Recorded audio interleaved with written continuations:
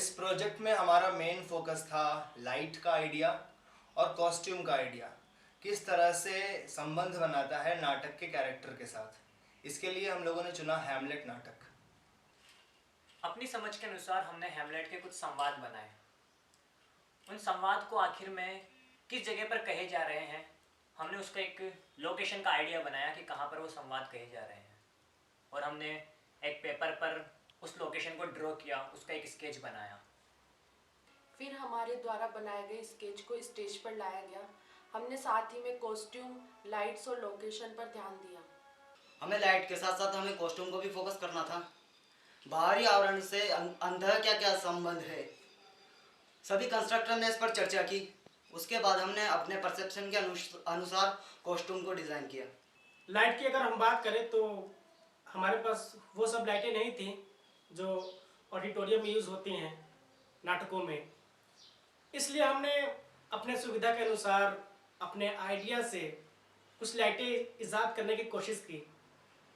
लाइटों के स्टैंड के लिए हमने पीवीसी पाइप का इस्तेमाल किया और लाइट के लिए हमने बल्ब का यूज़ किया, और उसको फोकस करने के लिए हम लोगों ने चार्ट पेपर का कुछ सर्कल बनाया जिससे कि वो फोकस हो सके।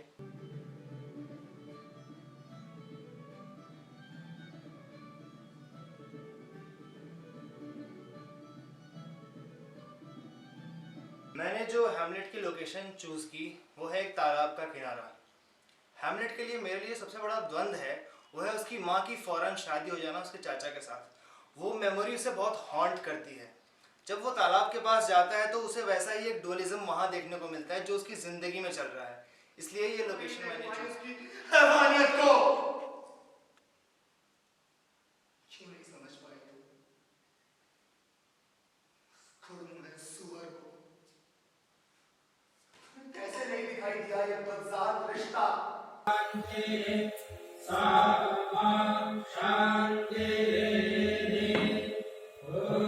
हैमलेट नाटक को लेकर जो मेरा विचार था वो कुछ ऐसा था कि उसके अंदर जितनी भी लड़ाइयाँ चल रही हैं, हैमलेट की, लेटीज की, उसके चाचा की, उन सारी लड़ाइयों को एक पल के लिए पॉज करें और उसके बारे में सोचें कि आखिर वो लड़ाइयाँ हो किस लिए रही हैं और ये किस अंजाम तक पहुँच सकती हैं।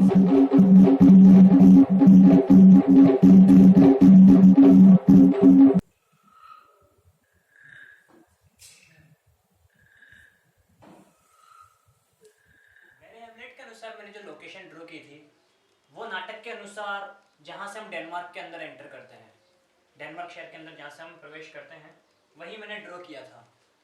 और वही जगह है जहाँ पर हैमलेट बैठ के सोच रहा है कि आखिर मेरे पिता की हत्या किसने की, ऑफिलिया को मेरे बारे में क्या बताया जा रहा है, मेरे चाचा ने अगर उनकी हत्या की है तो उन्होंने ऐसा क्यों किया होगा।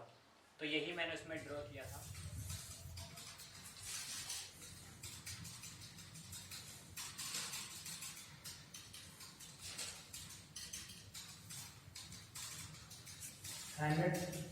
मैंने हेमलेट को एक फीमेल कैरेक्टर के रूप में देखा जो कि हेमलता के रूप में सामने आया, और साथ ही उसके कॉस्ट्यूम पर ज़्यादा ध्यान दिया। उसका बाहरी आवरण चमकीला और अंदर से उसको कुछ कांटों की रस्सियों से बंधा हुआ दिखाया गया ताकि उससे उसके अंदर की मनोदिशा दिख सके।